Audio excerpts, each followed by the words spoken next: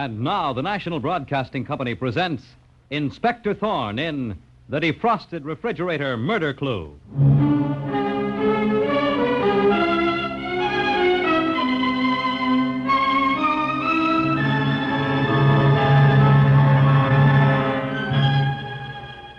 Tonight, the National Broadcasting Company presents the exploits of the spectacular young Inspector Thorne of the Homicide Bureau, whose investigations rank with many of the most celebrated ones in the annals of crime fiction. An investigator smart enough to claim he is dumb and modest enough to believe it. Tonight, Inspector Thorne turns to the Defrosted Refrigerator Murder Clue.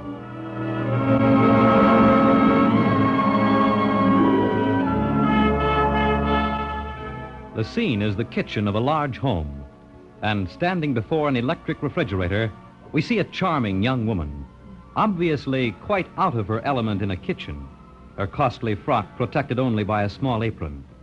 She is Marcia Winters, wife of the wealthy banker Arnold Winters.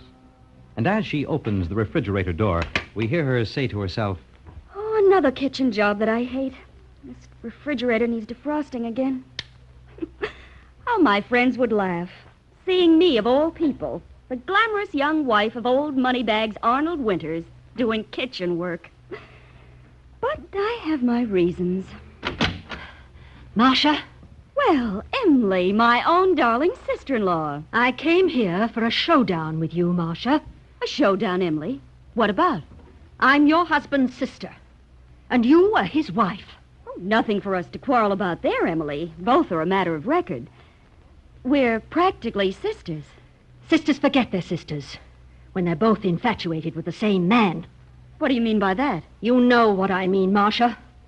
I warn you to let my fiancé, Erich Stevenson, alone, or... All right, you asked for it. Erich Stevenson is not your man. He's mine. Mine, I tell you. And we have plans that don't take you into account. You're married to my brother. I'll tell him the whole thing. I can wrap him around my finger. He won't believe you. Listen, Marcia. You'll put Erich Stevenson out of your life, or I'll kill you. Emily, put down that knife. I'm going to kill you with this kitchen knife. Emily, stop. I promise anything you ask. Anything. All I want is for you to stay away from Erich Stevenson. I promise never to see Erich again. Now, give me that knife, Emily. You swear never to see Erich again? Yes, yes. All right. Here's the knife. Now, I have the knife. And you have a promise I don't intend to keep. Get out, Emily, or I'll call the police and accuse you of trying to murder me. Get out. I'll get out. But you haven't heard the last of this, Marcia. You'll never get Erich Stevenson.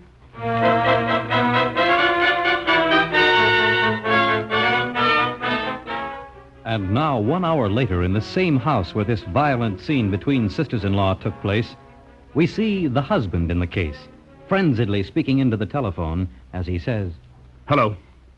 Hello. Is this the police? My wife's been murdered. I just found her. Do you hear me? She's been murdered. Hold on. I'll switch you to the Homicide Bureau. All right, but hurry. Hello, Inspector Thorne of Homicide speaking. This is Arnold Winters. My wife, Marcia, has been murdered. I'll be out instantly. The address is... If you're Arnold Winters, the banker, I know your address already.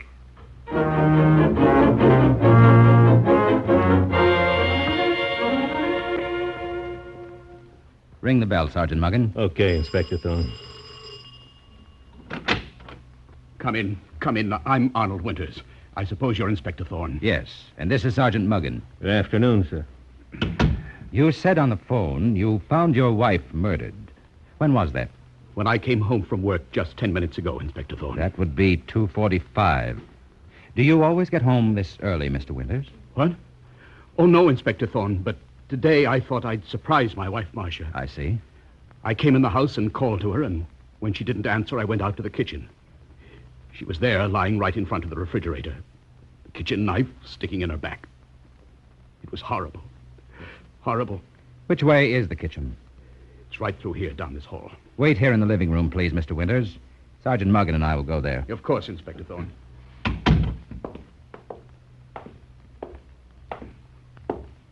Here we are, Muggin. This is the kitchen. Boy, look at that kitchen knife in her. Send the knife to the lab for a fingerprint check immediately. Right. Say, look at this water by the refrigerator, Chief. It's interesting. The murdered woman must have been in the process of defrosting her refrigerator when she was stabbed. Muggin, does she look like the type of woman to enjoy working in the kitchen? Not by a long shot. That expensive dress she's wearing is certainly not meant for kitchen work. She was sure a lot younger than her husband, Arnold Winters. Yes, that's another interesting point, Muggin. I think I'll have a talk with Arnold Winters right now. Did you discover anything about my wife Marcia's murder, Inspector Thorne? Nothing yet, Mr. Winters. Did you and your wife have many quarrels? We never quarreled, Inspector Thorne. Marcia and I were ideally happy. Your wife was a great deal younger than you. Marcia was my second wife. I have a son, Bob, by my first marriage. He's 22 now. Oh, is this the servant's day off, Mr. Winters? We have no servants, Inspector Thorne. Marcia said she preferred taking care of our own home. Funny thing for the young wife of a rich banker to do. She was that kind, Inspector Thorne. That's one of the things that made our marriage so ideal. And you came home early to surprise your wife? Yes. Wouldn't a better word for surprise be trap? You came home because you were suspicious of your wife, didn't you, Mr. Winters? I trusted my wife implicitly, Thorne. Oh, Sergeant Muggin, go see who's at the door. Okay, Chief. Are you expecting any callers, Mr. Winters? I'm expecting my sister Emily. I telephoned her right after I called the police. This way, ma'am. Where is he? Where is my brother? Oh, Arnold. Poor Marcia. I can't believe she's dead.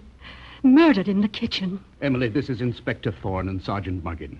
My sister, Emily Winters. How do you do, Miss Winters? Please sit down. Inspector Thorne, how could anyone do such a dreadful thing? Miss Emily, when did you last see your sister-in-law, Marcia? Not for days, poor thing. I see.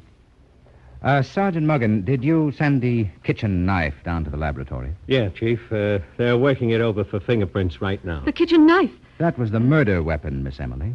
But there could be a great many fingerprints on that knife.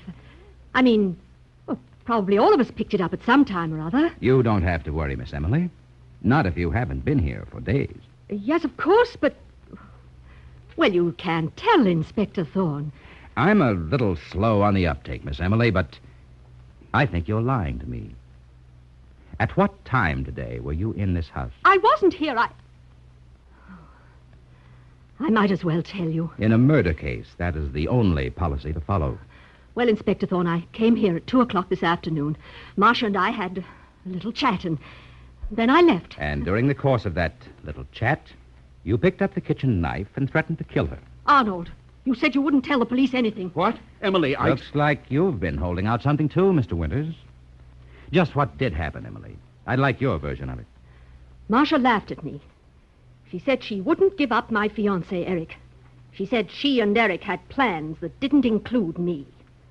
When I picked up that kitchen knife, I only wanted to frighten her.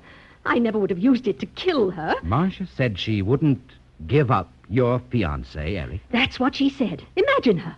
My brother's wife saying that. It was just the way I told Arnold. Emily, you must... Why shouldn't I tell the police what you knew about Marcia and Eric? You told them about me. Your brother didn't, Miss Emily. You did. Looks like you're saving me a lot of trouble here. Don't like to use my brain any more than I have to. What? You and your brother's young wife were fighting it out over some man named Eric, and she was murdered. Now, just who is this Eric? Eric Stevenson. He's an investment broker.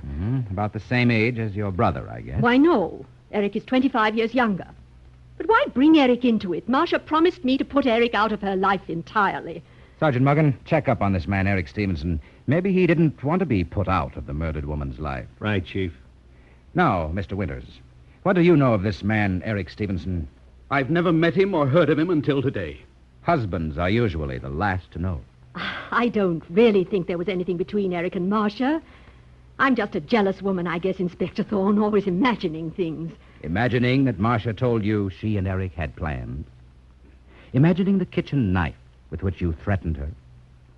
Those won't be imaginary fingerprints that we find on the murder knife, Emily. Marcia was alive when I left this house, Inspector Thorne. If I were you, Inspector Thorne, I'd look into Eric Stevenson more closely. Mr. Winters, how long have you known about this relationship between your wife and Eric Stevenson? Only since this afternoon, since my sister Emily told me about them. I went to see Arnold as soon as I left Marcia. I told him the whole story. That's right. And I was with Emily from that time until I came home. So you see, Inspector Thorne, I couldn't have killed Marcia. How do you know at what time your wife was murdered, Mr. Winters? I don't. I just meant if Emily and I were together all the time after she left Marcia in the kitchen alive. Where does Eric Stevenson live, Emily? He lives at the French Hotel, Inspector. I think he came here this afternoon and murdered my wife. Come on, Sergeant Muggin. We're going to the French Hotel to see Eric Stevenson.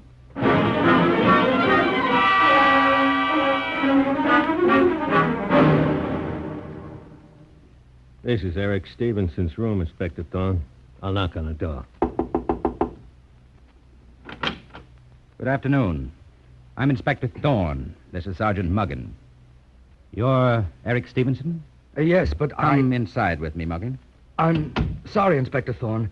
I haven't time to talk to you right now. I'm expecting a lady. What lady, Mr. Stevenson? I'm sure that could be of no interest to you, Inspector. It may be of great interest, Mr. Stevenson.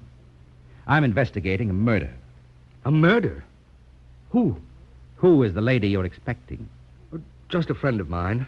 Name of Marcia Winters. She's a bit late. At what time was she expected? 3 o'clock. It's almost 4 now, but Marcia's often late. Inspector Thorne, has anything happened to Marcia? Marcia Winters was stabbed to death at exactly 2:30 this afternoon. Oh, no. No, it isn't possible. How well did you know Marcia Winters? Just casually, Inspector Thorne. Do your casual women friends always drop into your hotel rooms alone? You don't understand. Oh, yes, I do understand, Eric Stevenson. I understand that you and Marcia had plans. Secret plans. The kind casual friends don't have. Who told you that? Marcia's sister-in-law. Your fiancée, Emily Winters. I see. All right, Inspector Thorne. Marcia and I were in love. We were planning to run away together just as soon as we had enough money. What do you mean by enough money? I don't know. That was all Marcia's idea. She said she was going to make her husband, Arnold, pay for being so mean to her.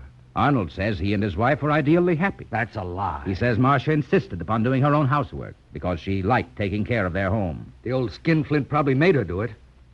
Marcia was in the kitchen defrosting the refrigerator at the time she was murdered. Arnold must have killed her when he found out about us. And you might have killed her, Eric. I loved her, Inspector Thorne. Love has been known to turn into hate. Murderous hate. But what reason would I have to kill Marcia? Anyway, I couldn't have. Not if she was killed at 2:30. It takes almost an hour to get to my hotel from her house. And I was here in my hotel room at 3 o'clock, waiting for Marcia to keep our appointment. She telephoned me this morning. You can check with the hotel switchboard. She called and said she'd be here at 3. Sergeant Muggin, go to the door. I think we have an eavesdropper. Oh, Come, let me go. No, you don't. Get inside, you. Bob, what are you doing here? Who is this young man? That's Marcia's stepson, Bob Winters. Do you make a practice of listening at keyholes, Bob Winters? Where this skunk is concerned, I do a lot more. Bob always hated his stepmother, Inspector Thorne. And why shouldn't I? The way she took Dad for a ride. I heard her make that phone call to you, Stevenson. I made up my mind I'd catch you two together. What purpose would that serve, Bob? Dad would have to believe me then and get rid of her for good. That was my plan, Inspector Thorne. So your plan, Bob, was to get rid of your stepmother for good. Was it a plan that you've already carried out? A plan of murder?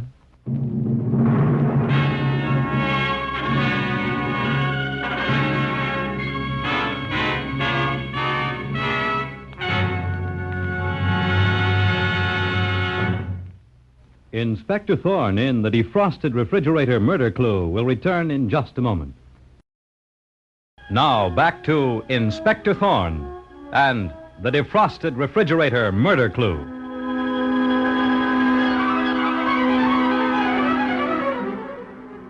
Investigating the murder of Marcia Winters, Inspector Thorne discovers that she was planning to leave her wealthy husband, Arnold, and run away with Eric Stevenson, her sister-in-law's fiancé. While Inspector Thorne and Sergeant Muggin are questioning Eric Stevenson at his hotel, they discover the murdered woman's stepson, Bob Winters, listening at the door. And now we hear Inspector Thorne saying, That was your plan, wasn't it, Bob? To murder your stepmother, Marcia, and then come here and put on this act to convince the police of your innocence. Marcia dead? I didn't know. That's what you'd like us to believe. Why did you kill her? Look, Inspector Thorne, I won't pretend that I'm sorry my stepmother is dead. I'm not. I hated her. hated what she was doing to Dad. But I know nothing about her being murdered. I didn't even know she was murdered until you just told me. Where have you been all day? What, just wandering around? Just wandering around, hmm? It may interest you, Bob, to know that you have the weakest alibi of any suspect. Erich Stevenson says he was right in this hotel room at the time of the murder. As for your Aunt Emily and your father, they say they were together. Aunt Emily and Father? Erich Stevenson here says your father didn't treat your stepmother well. Eric's a liar. I'll tell you something, Inspector. My stepmother was doing her own housework. Why, Bob? Your father's a very rich man. Because she was paying me off. Paying me every cent she could get together. So I wouldn't tell Dad about her having an affair with Eric. So you'll go in for blackmail and murder. Why should I kill Marcia? I was getting plenty from her. Every cent she could get from Dad, including the money he gave her to hire servants to do the housework. Work she did herself. Sergeant Muggin. Yes, Chief. Telephone headquarters and see if the boys have uncovered that information I asked for. Right away, Chief. And then, Muggin, you and I are returning to the murder house to have a further talk with the murdered woman's husband, Arnold Winters, and his sister, Emily. And we're taking Erich Stevenson with us.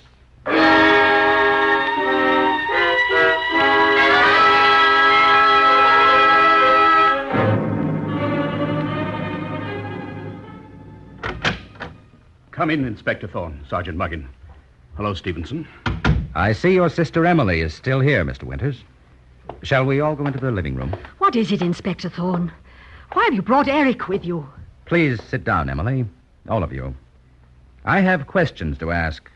Oh, nothing to be alarmed about. Of course, Inspector Thorne. Go right ahead. You, Mr. Winters. Did you have many arguments? My wife, Marcia, and I never argued. Arguments with your son, Bob, about money? Arguments with Bob? Of course not. Bob knew he could come to me for anything he needed. I'm not so sure of that, Inspector Thorne. Only the other week, Bob borrowed some money from me, his aunt. Emily. How about Erich Stevenson, Miss Emily? How much money has he borrowed from you? Not a penny. That's absolutely right, Inspector Thorne. Eric never asked me for money. But you did go out together. Well, naturally, Inspector Thorne. The theater, the best nightclubs. Eric and I always had a wonderful time. Considering that Eric is practically penniless, that's very interesting. Eric's an investment broker. My men have checked that, Emily. Erich Stevenson is not a broker. In fact, he has no visible means of support and no bank account. What if I haven't? Is that a crime, Thorne? Men who are penniless don't usually take their fiancées to expensive nightclubs, Eric. All right, I paid the check. Because I wanted to. Eric and I loved each other. That was all that mattered. Is that right, Eric? Entirely, Inspector Thorne. How many women did you love, Eric? Your fiancée, Emily? Your fiancée's sister-in-law, Marcia? Was that the trouble? You loved too many women, and so you had to eliminate one from your life? I did love Emily, Inspector Thorne, until I met Marcia. Then no one else counted. Eric! I'm sorry, Emily. But there was something about Marcia that wove a spell about me. I couldn't think of anything else. And you even forgot about Emily Winters' money. Or did you decide that you could get more from Marcia through her husband, Arnold? Inspector Thorne, I think Arnold Winters knew about his wife Marcia and me being in love from the very beginning. Inspector Thorne, you must believe me. I had no idea, no inkling that there was anything between my wife, Marcia, and this man, Eric, until this afternoon. For a big banker, you seem to miss a lot that's going on around you, Arnold Winters. If you mean my wife's affair with this man, I didn't know anything about it. And you saw nothing strange in the fact that your wife did not use the money you gave her to hire servants, but did all the housework herself. And you did not know that your own son, Bob, was blackmailing your wife, his stepmother. What? You are a very innocent man, Mr. Winters. Suspiciously innocent. I'll take it, Inspector Thorne. Hello, Sergeant Muggin talking. What? When? Okay, I'll tell the chief. Inspector Thorne, can I see you outside a minute? Everybody wait in here, please. Come along, Sergeant Muggin. That was headquarters, Chief. You had one of the boys tailing the stepson, Bob Winters. And he caught young Bob trying to leave town? Yeah, he's bringing him down to your office. Say, how did you get the idea he tried to make a getaway, Chief? Just one of my hunches, Muggin.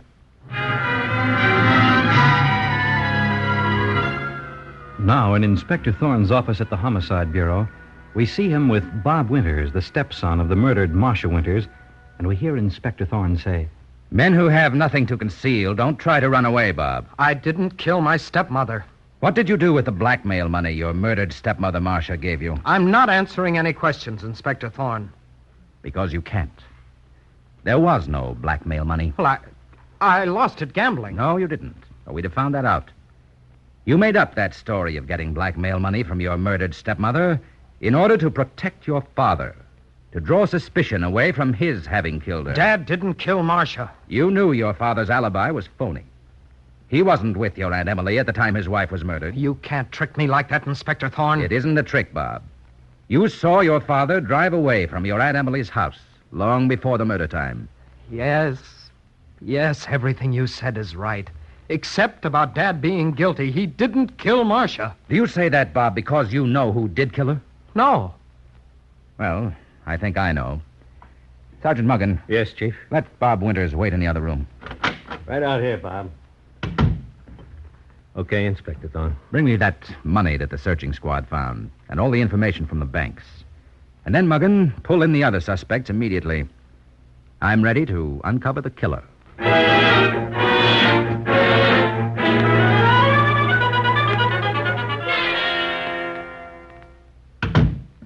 Got them outside, Inspector Thorne. Arnold Winters, the murdered woman's husband, his sister Emily, and her fiancé, Erich Stevenson. Who do you want in here first? Bring them all in, Sergeant Muggen. All of you, come in. I hope you have good reason for dragging us all down here this way, Inspector Thorne. Yes, Mr. Winters, I have. Have you ever seen this bank book before? Where did you get that? In your house, Mr. Winters, among your murdered wife's belongings. It's a joint checking account you had with your wife, Marcia.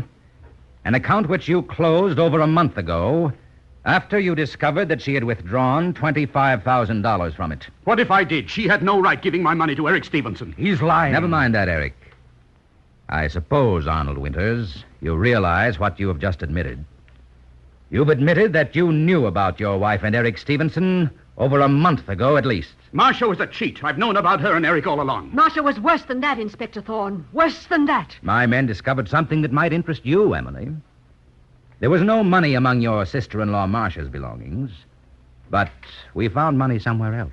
That was my money. Do you always keep $50,000 in cash in your house? My brother Arnold gave it to me this afternoon. My dearest sister was blackmailing me, Inspector Thorne.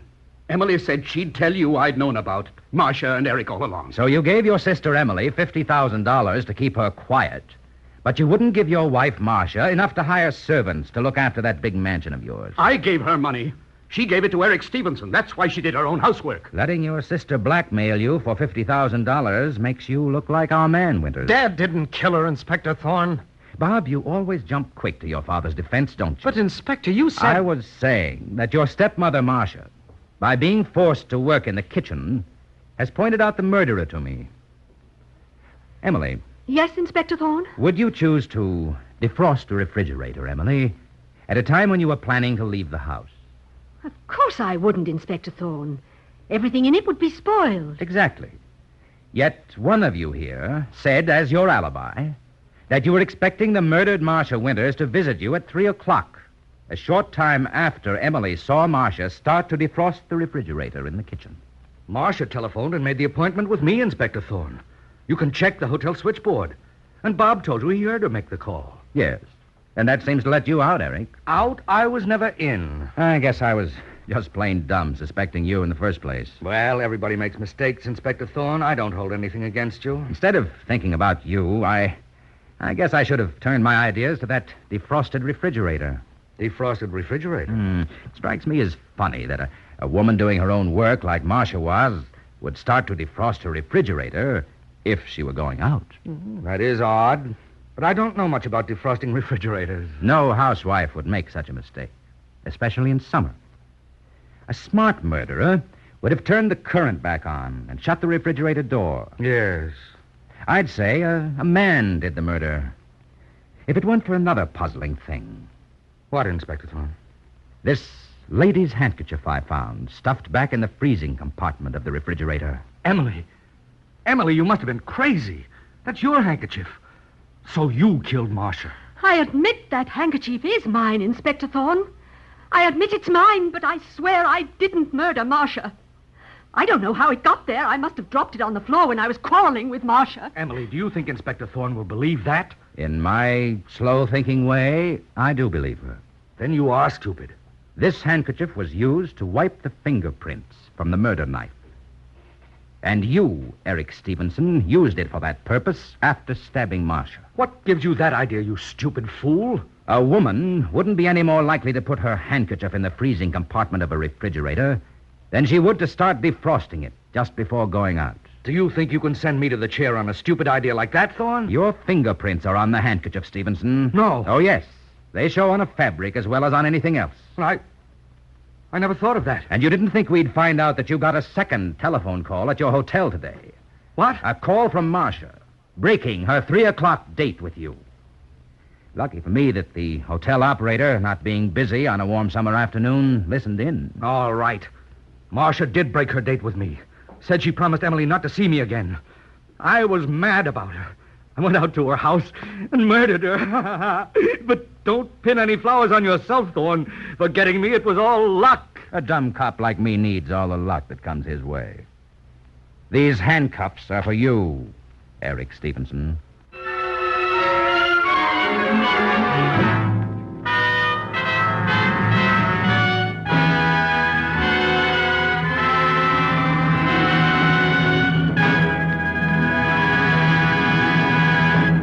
And so ends the Defrosted Refrigerator murder clue. The part of Inspector Thorne is played by Karl Webber, direction by Kenneth McGregor. The script was written by Geraldine Merkin and Edward Francis, based on the original radio play by Frank and Ann Hummert. This is Fred Collins inviting you to tune in again next Friday at the same time when the National Broadcasting Company will present Inspector Thorne in The High Style Murder Case.